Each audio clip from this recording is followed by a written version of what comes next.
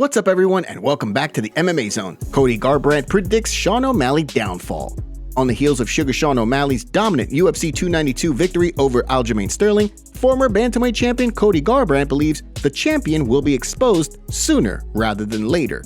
While speaking to Hall of Famer Michael Bisping on a recent episode of his Believe You Me podcast, Garbrandt spoke about O'Malley's big UFC 292 win. Like I said, I'm happy for Sugar Sean. I think it's great. You know, he's a champion in our division. I think he has a lot of holes and weaknesses that are going to be exposed a lot. But right now, let him enjoy the championship and what he was able to do on Saturday night. Garbrandt himself was slated to fight on the UFC 292 card against Mario Bautista. However, an injury forced him out of that fight. Fortunately for the former champion, he plans to return to the octagon sooner rather than later. At the same time, Sugar Sean O'Malley has also set his sights on a quick return, eyeing a fight later this year.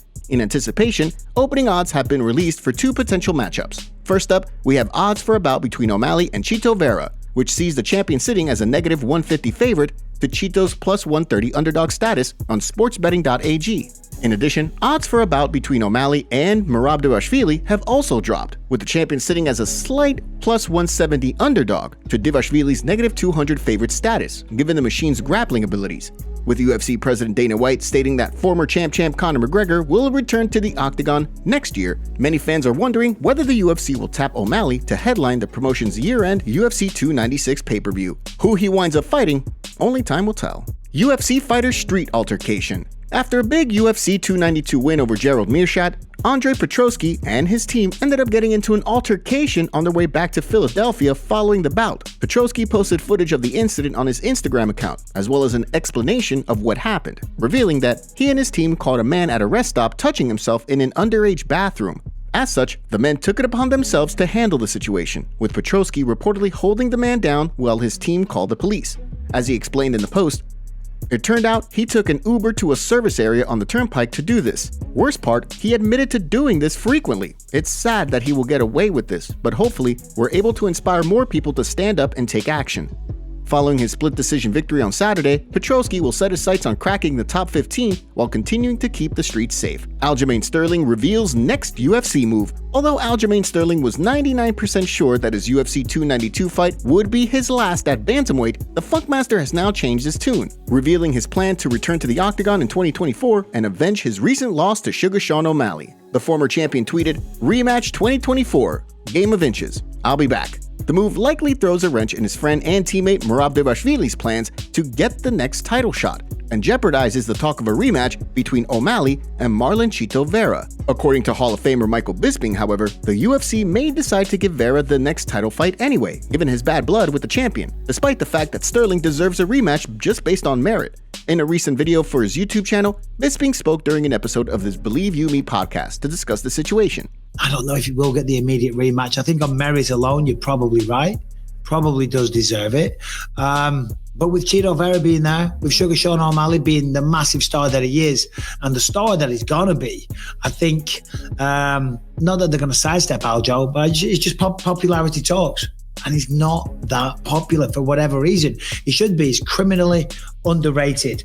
With plenty of options for the UFC in a stacked bantamweight division, who do you want to see Sugar Sean defend his title against? Drop your thoughts in the comment section down below. Tony Ferguson responds to Conor McGregor. Conor McGregor and Tony Ferguson have continued to trade barbs online over the years, despite the fact that the two have never matched up inside the octagon. This week, Ferguson took to social media to give fans some insight into the state of his career, vowing to make a big return and snap his 6-fight skid. Almost immediately, McGregor responded, tweeting, "I'm gonna end you, and badly. I've not forgotten." Ferguson responded, "There's my... Took a few to get your attention, eh?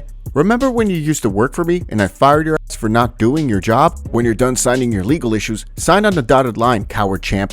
McGregor also seemingly indicated that December is back on the table for his return, leading fans to wonder whether the Irish star could wind up competing on the UFC 296 card, with Sugar Sean O'Malley defending his title in the co-main event. Of course, that would create quite a bit of concern among the fight community, given that McGregor would bypass the required 6 months of USADA testing, as we've seen recently with Dana White refuting McGregor's previous claims of returning in December. The former champion and the UFC may not be on the same page regarding the matter. With plenty of questions and and few answers, it'll be interesting to see how things play out. Sean O'Malley leaks Conor McGregor DMs. Sugar Sean O'Malley has been very open about the fact that Conor McGregor was one of his biggest inspirations for getting into MMA. Following the newly crowned champion's recent win over Aljamain Sterling, he found himself on the receiving end of a DM from McGregor.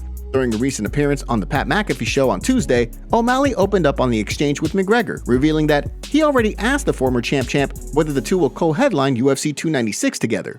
Conor messaged me on Instagram for the first time yesterday. He said, "Baby, we did it." And I said, "We sure fucking did." I said, "You main eventing in December. I'm co-main eventing." He said, all he replied was, "Shot Kala." So I don't know what that means, but I feel like I kind of do. So I'm hoping that's a yes in Irish. The DM from McGregor certainly lines up with the tweet the Irish star posted regarding a December return being back on the table. Given the magnitude of a potential card with both McGregor and O'Malley, it sounds as though the ball is in the UFC's court. Will the promotion grant its biggest pay-per-view draw a controversial exemption in order to cash in on a big pay-per-view with the man many believe to be the next big pay-per-view star? Only time will tell. Kevin Holland seeking revenge. As Kevin Holland looks ahead to his upcoming fight with Jack Della Maddalena, there is one opponent that the popular fighter can't help but wish he had the chance to face: former middleweight kingpin Anderson the Spider Silva. During a recent appearance on Michael Bisping's Believe You Me podcast, Holland explained why he wants revenge for Anderson Silva's famous UFC 67 win over Travis Lutter. Anderson Silva was a dream matchup and fight. Travis Lutter is like a father to me. Like when I say like a father to me, I mean he's really like a father to me. He was there when a lot of people didn't want to be there for me. And Anderson Silva was one of those big losses that he had that everybody known him for. Silva, of course, no longer fights in the UFC. However, he's looking to book the final bout of his MMA career. While nothing has been finalized, it's looking as though Silva's farewell fight will take place in Japan. In the case of Holland, he'll look to make it 3 straight inside the octagon on September 16th, following 2 big victories this year over Santiago Ponzinibbio and Michael Chiesa. The UFC receives horrible news on lawsuit. More news has emerged regarding the antitrust lawsuit against the UFC this week, adding to the bad news for the promotion as they face a trial early next year. The trial will be for Lee v. Zuffa, separate from the Johnson v. Zuffa case, which a judge has already ruled can proceed. To quickly break down the difference between these two cases, the Lee v. Zuffa case allows fighters who fought for the UFC between 2010 and 2017 to join a recently certified class action suit against the promotion, which could see the UFC forced to pay out between $800 million and several $billion. On the other hand, the Johnson v. Zuffa case, which, if it continues to trend in the direction it's going, would allow fighters who fought for the UFC from 2017 onwards to join in a separate class action lawsuit against the promotion. In addition, although it took many years for the antitrust lawsuit to be certified, U.S. District Judge Richard Boulware ruled on Monday that the Lee v. Zuffa suit would be expedited. As such, the UFC will now have to play defense in court much sooner than they likely expected. According to reports from around the industry, it sounds as though the next step is likely for the UFC to appeal the ruling regarding an expedited case. At the same time, the discovery phase can now begin for the Johnson v. Zuffa case, marking the next step of the suit. Attorney Eric McGracken, who has continued to cover the case and break things down for the MMA community, explained, "The court ordered that this lawsuit's going to be fast-tracked. That means it's going to be set for trial probably in the spring of 2024. So after many years of not much happening, this thing is moving a mile a minute right now."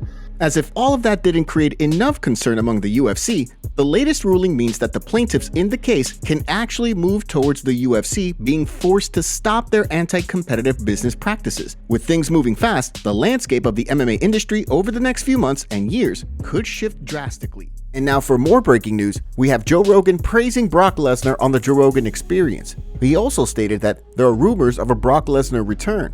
Here's what he had to say. Incredible with Brock is that Brock went from pro wrestling to being the UFC heavyweight champion and did so with such a short amount of time of training in MMA. I mean, obviously he had a spectacular amateur wrestling career. He was a legit top flight amateur wrestler. But to be able to make that transition to winning the fucking world title against a guy like Randy Couture, I don't think he gets enough credit for what I think a lot of people say. Oh, he was so big and he was this and that and he did steroids and there's all these excuses. Like, you don't understand what that guy did. to get in there and beat a guy like Randy, who's, you know, one of the best of all time. That's crazy. There's a few guys that I say, He can still go, brother. Yeah, I'm sure he can still go. Well, there was talk about him fighting again in the UFC just fairly recently. You know, I mean, I'm sure in the back of his head, he still wants to stomp some people.